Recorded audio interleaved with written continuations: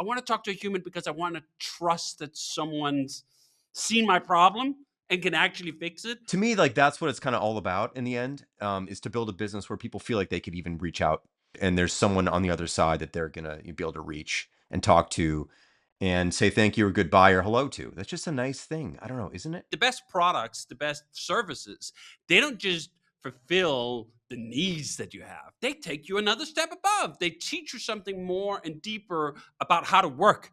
I mean, what is this podcast? What are our books? What are all our blog posts about? They're about teaching you a better way to work. Welcome to REWORK, a podcast by 37 Signals about the better way to work and run your business. I'm Kimberly, joined by Jason Fried and David Heinemeier Hansson, co-founders of 37 Signals. This week, we're going to talk a little bit about how we are interacting with customers and showing off our own product. Jason, I know you have been doing some live sessions with customers along with me and getting right up in there in our help queues and all of those things. Yeah, it's been really fun. I mean, we're that. doing this thing kind of every week since we launched. Not quite every week, but I think we skipped one or two, where we're doing we're announcing a live Zoom in the product with 500 slots for people to sign up. And the first few weeks we kind of oversold them. We were doing like 2 in a week and they were all filling up. And now we're about 360 signed up for the next one that's coming up tomorrow. Probably get about 400 people to show up or to sign up. And then maybe, I don't know, about half of those actually show up, maybe a bit more. And it's great because what we just do is we basically put our Basecamp account up on the screen for all these people and say like, what do you want to know? Like also like, what don't you like about the changes we've made for those who are bringing, who've come from a previous version, and there's people who are brand new, like, what do you mean changes? This is amazing. Or I'm confused by this or whatever. And we just let the audience kind of guide the path. And we just do these live demos. And we usually go for about 90 minutes and answer any question. Everything's on the table. And it's really quite fun. What's really also fun is the first thing we do is we ask everyone to, so where are you from? And people are coming from all over the world. And it's just really kind of a fun thing to do. And it's like, we should be doing this all the time. And I'm like, I should be doing this all the time. This is actually, first of all, incredibly fun to show off your product. It's also nice to like show people things they didn't know. It's also cool to like have someone be upset about something that they didn't know how to do and then show them how it works. Or to maybe sometimes compare the way it used to be, because there's a degree of comfort and familiarity with certain things the way they were. And when we changed, people are like, oh, like, let me show you actually the better way to do this now that you could do this. And here's what you could do you couldn't do before. And it's fun. I'm finding it really like one of the most fun things to do at this stage, especially like in my career, basically, is to be really proud of a product and just spend all day showing people how it works. Like that's kind of a great job, actually. And I like to transfer the enthusiasm and the insights. And I also feel like we have this product, which is exceptionally good, that can kind of do pretty much everything someone wants it to do, even if it's not totally obvious on the surface, because it's so flexible and capable and still straightforward, that I just want to show it to people. Like I literally would just love to show people things all day long if I could, if there's an audience for it. And so anyway, we're doing this weekly, and Kimberly, you've been a huge help because you kind of moderate and draw out the right questions and rephrase things. And it's great fun. And I actually want to kind of do a live stream on X and LinkedIn, and we haven't kind of gotten around to that yet, but we're doing these more structured ones right now. I think what's nice about this sort of setup is it's straight out of, again, Kathy Sierra's playbook. You can either out-teach or outspend your competition. We're not going to be outspending any of our competition on banner ads or whatever, but I guarantee you that Jason can out-teach anyone when it comes to showing you how to use product management software like Basecamp. And that is such a huge value of any product. It's not just about like, what can the thing do? It's also, how can I use the thing to do what I need to do and maybe even do more than what I thought I just needed to do, but want to do? How can I become better? I mean, the best products, the best services, they don't just fulfill the needs that you have. They take you another step above. They teach you something more and deeper about how to work. I mean, what is this podcast? What are our books? What are all our blog posts about? They're about teaching you a better way to work. And when we do that in the context of Basecamp, all of it comes together, right? Like the reason Basecamp works the way it does is because we have spent 3 decades thinking about how to work, how to collaborate, especially when you're dealing with people who are not in the same place or even the same time zones, asynchronous, all of that stuff. And we've baked all of that into the product itself. But how to unlock that still requires a little bit of knowledge. It requires a little bit of nudging. And when you can have someone like Jason show you through all of that, you learn not just the product, but you also learn the way. Yeah, that's actually a great point.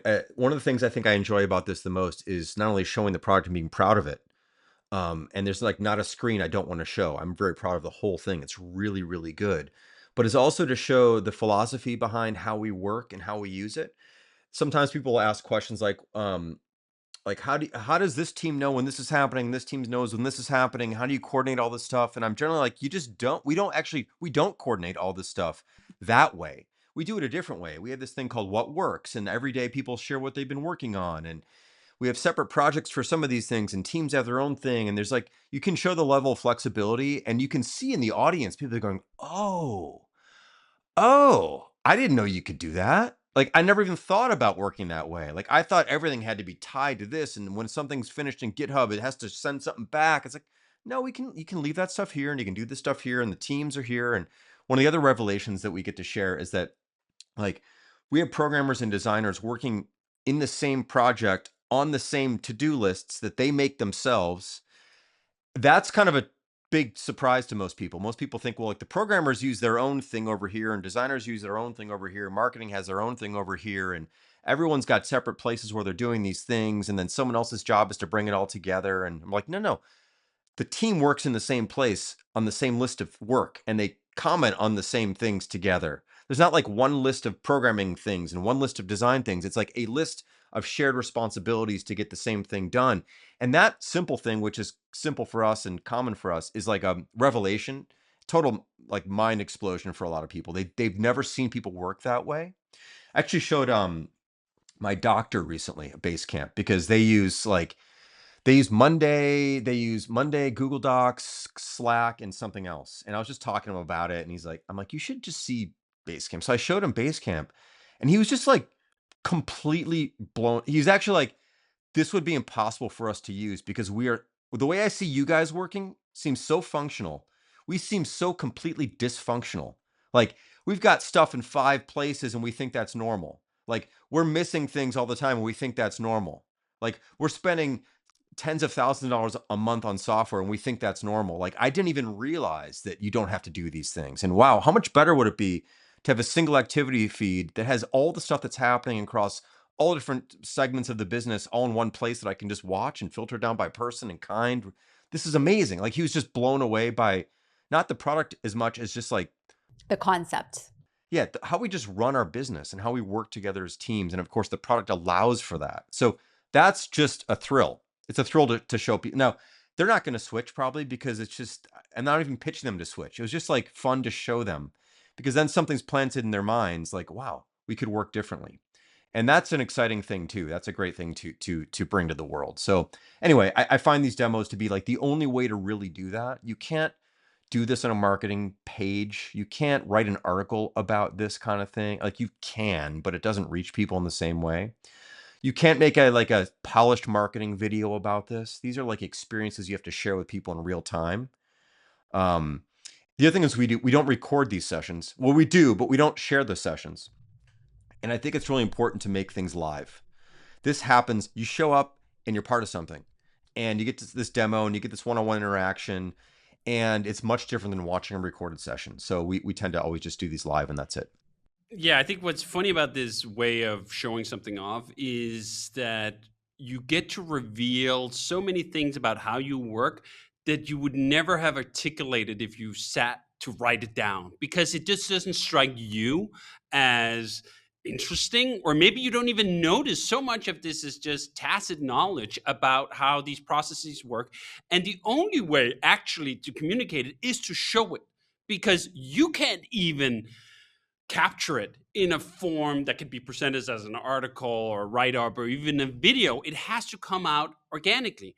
And I remember reading about this with university teachers and how the best of them, they haven't prepared the entire lesson by the time they show up for the class. A lot of it has to happen in that spontaneous moment, that interaction with an audience, when you have a general idea of what you want to show, but whatever magic comes out.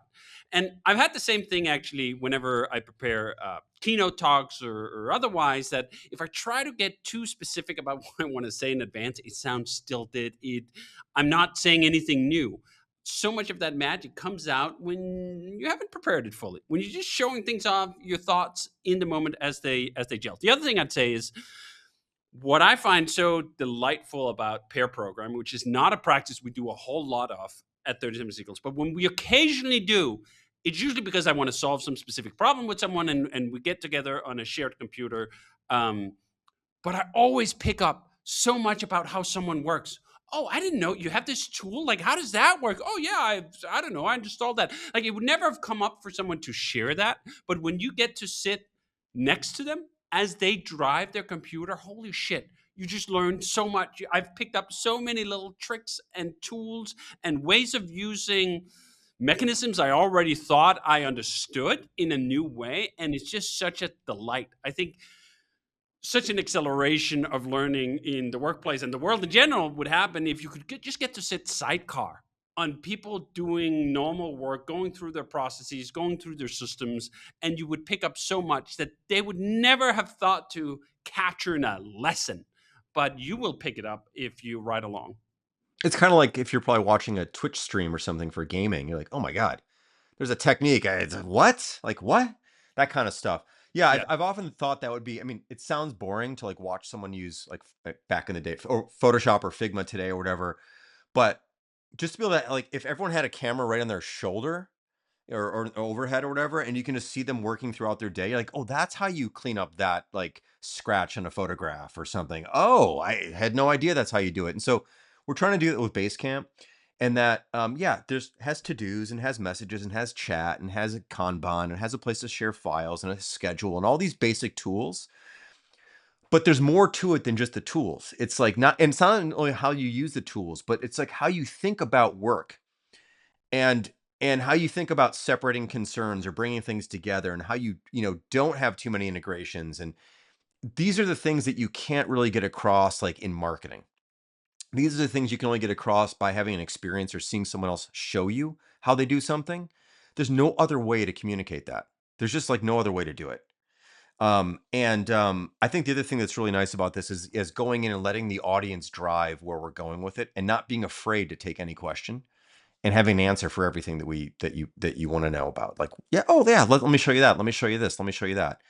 And it's just fun. So anyway, I really enjoy doing it. And I want to make it a regular. I mean, we're making it a regular thing, but I'd like to figure out ways to make it even more regular if we can. I mean, I think they're so fun, to be honest. And honestly, I think it's easier to talk about the product live, just off the top of your head, than it is to record a video about it, in my opinion.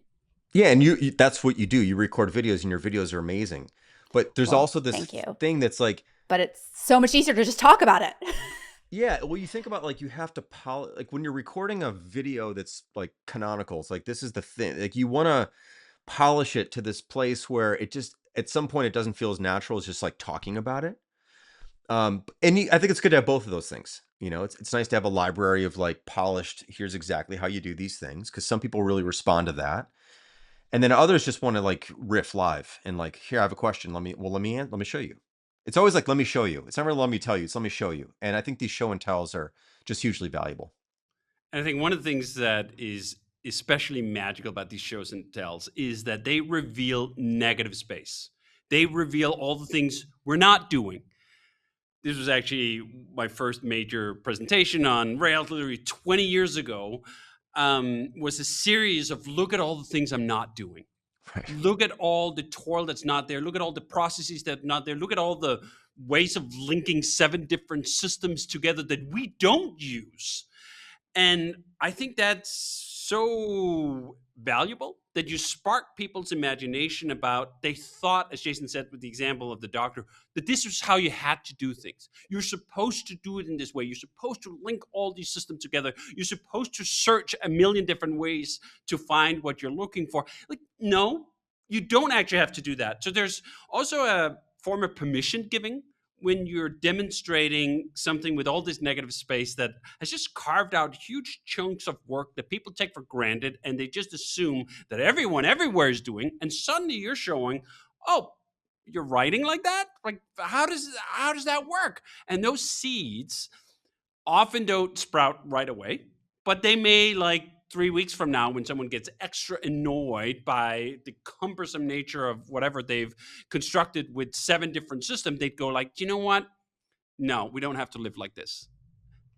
I also think what's been interesting about Jason being part of these lives where you're doing most of the demonstrating is there have been a couple times where you've been showing something and been like, oh, yeah, we should add that, or that doesn't look right, where it's been like an opportunity to make fixes in the product that you might not have noticed just going about your daily business, but you're answering someone's question that gets you to a screen you're maybe not on every day.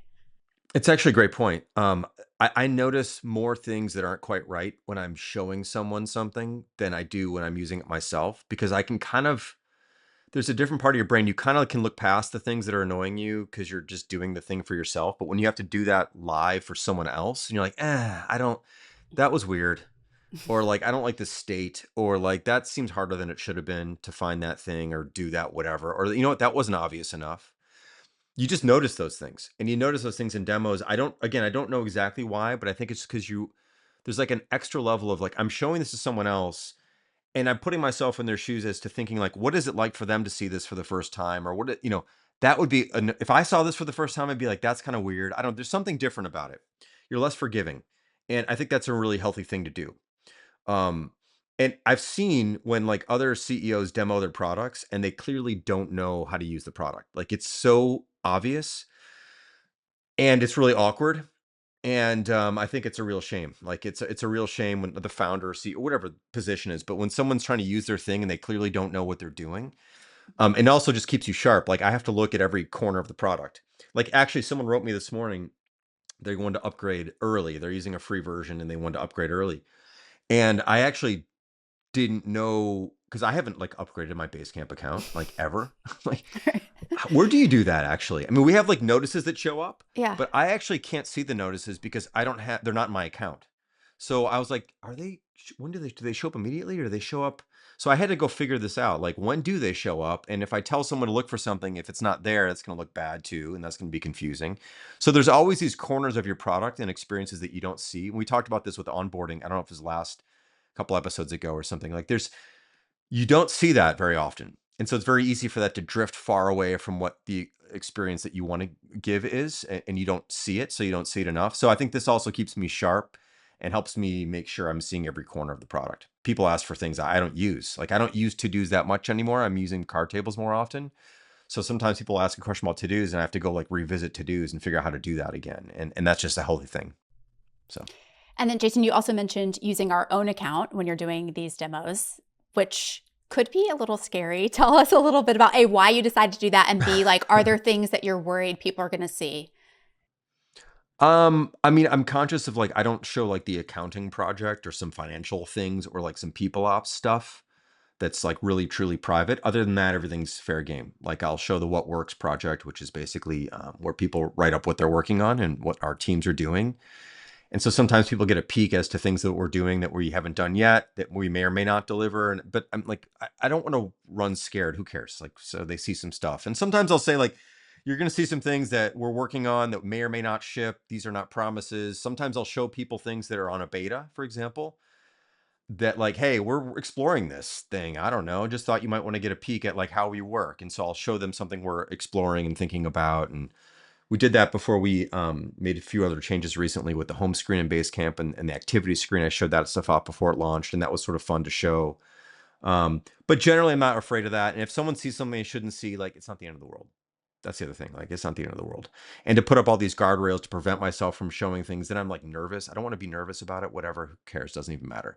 Another reason we don't share the recordings, because sometimes like maybe 180 people will see something they shouldn't have seen, and that's fine. Like, we just move on. And we just move on from that, and that's not a big deal. So that's my general take on it. Okay, and then my last question for you. I Yep. feel like being able to do this live and walking through your product is a skill. Is this a skill you feel like you've developed over time, you've always had? Is it something someone can learn? I feel like not everyone would feel as confident to go live, hit the record button, and be able to talk freely off the top of their head while explaining their product. Yeah, I don't know. I mean, I just want to do it. Like, I'm proud of the product. So part of it is like, I'm proud to show the thing off, and happy to take any question about it that there is. And it's like, I think if I was afraid of it, if I didn't know it, if I was afraid of it, I was afraid of my customers, which a lot of companies are. They're afraid of their customers. Literally, they are afraid of them. They're afraid someone's going to complain out loud. They're afraid someone's going to ask them to do something that the product can't do. They're afraid of whatever. Like, you shouldn't be afraid of anybody. Like, just, yeah, that's a good point. Like, sometimes people bring up requests or like, I wish I could do this or I wish I could do that.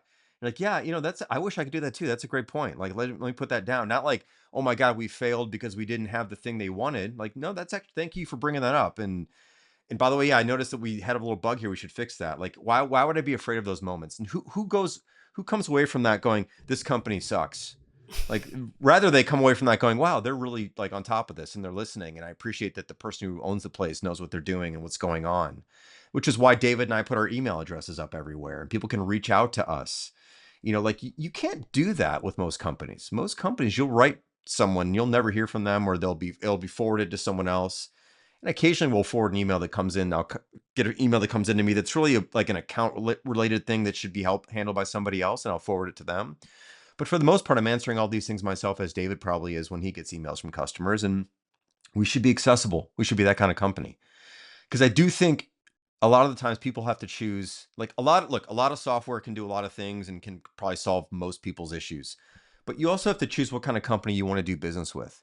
And so we want to make sure that we stand out there as a company that you'd want to do business with, that you feel like you can reach out to, that you feel like we're real people here, that we're not this corporate machine that is just like every other corporate machine, that we are a different group. And whether or not that's your speed is up to you, but we want to make sure that it's clear that we are who we are, and come talk to us whenever you want.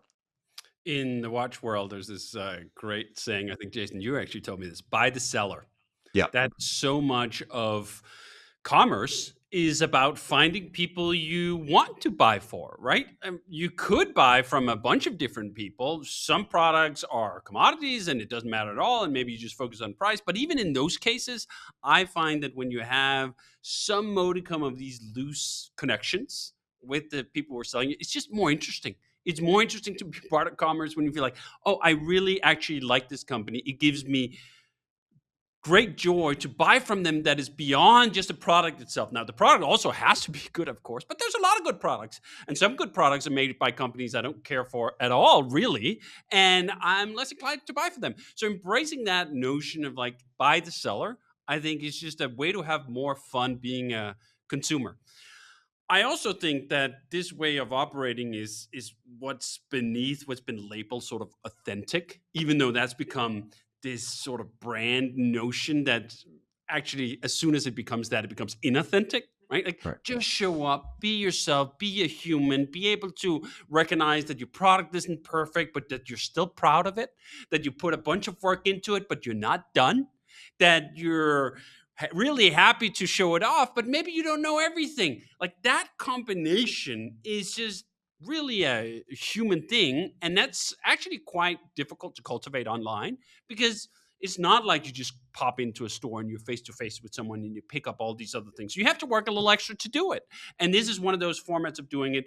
The email thing is another great example. I mean, I do get a ton of email, and sometimes I let it sort of stack up in my reply later, and then I'll just do 40 emails in one go. And having that relation, sometimes it's 2 lines back and sometimes it's 5 paragraphs, is a key part of feeling like I'm not just selling into some void. I have some connection to customers who are actually buying it, and they can have some connection in return. And together we just have fun with capitalism.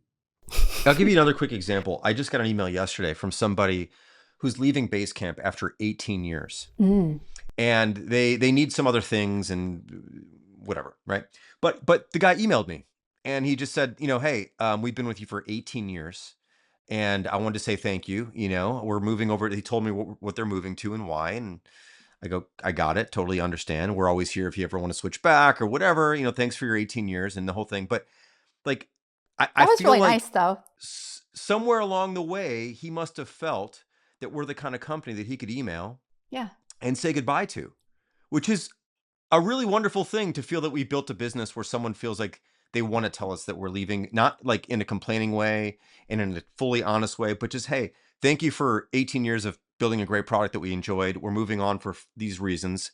and thank you. And so I wrote him back, of course, thank you, and the whole thing. And it was just nice. It was just like a nice, to me, like that's what it's kind of all about in the end, is to build a business where people feel like they could even reach out, and there's someone on the other side that they're gonna be able to reach and talk to and say thank you or goodbye or hello to. That's just a nice thing. I don't know, isn't it? Like, shouldn't we wish that for all interactions? And I think if anything, there's going to be more of a premium on that now that AI is starting to eat all sorts of part of the sales chain, the support chain, all these interactions you can have with a company. There's a lot of people who are very eager to stick AI in front of it, and it works to some definition of works in a lot of cases. Sometimes you can get an answer at 3 a.m. in the morning because they're an AI that knows things, but I also think we're going to switch over to feeling that when you can reach a human, that there's a sense of luxury about it. Now, not a human that doesn't know anything, that has only worked at the company for a week because there's constant churn, but like on our support team, for example, we have a bunch of people who've just been here for years and years and years and have talked to so many different customers who use Basecamp in all sorts of different ways, can spot the ways that like, oh, you're probably kind of like this customer I helped last week, and just create a connection. And as excited as I am about AI, I have that same instinct sometimes. It's kind of like you reach one of these phone trees and you just like try to hammer zero, and I just fucking get a human. Like I get this whenever I call FedEx and whatever. I know the system could probably kind of answer me, but I want to talk to a human. I get the same thing when calling about travel, right? Like, oh, you're in especially when there's a bit of a stressful situation. Oh shit, my flight is in, I don't know, 4 hours and I need to make a change and maybe I could do it myself. I want to talk to a human because I want to trust that someone's seen my problem and can actually fix it. And I find whenever I reach a human who actually knows what the fuck is going on, which is not that often, but when I do, I go like, damn. I've had this, Delta, for example, has this one hotline where, I don't know, because I've got the status or whatever, you call, and in 15 seconds of listening to that person on the other line, I know this person knows what's what. I know this person can fix things, can help things. And there's just such a reassurance, right? Like something is not quite right. And when it comes to travel or your data on a system or something else, like you really want to know that it's in good hands. And that experience, nothing is creating a greater sense of, I want to be with this company than having a moment like that. Like there was something, high stress, high anxiety. There's a human who could solve it, make it all right. Now I feel like, oh, this is the company I just want to stick with. Okay, well, we're going to wrap it up there. REWORK is a production of 37 Signals. You can find show notes and transcripts on our website at 37signals.com/podcast. Full video episodes are on YouTube. And if you have a question for Jason or David about a better way to work and run your business, leave us a video question. You can do that at 37signals.com/podcast question, or send us an email to rework@37signals.com.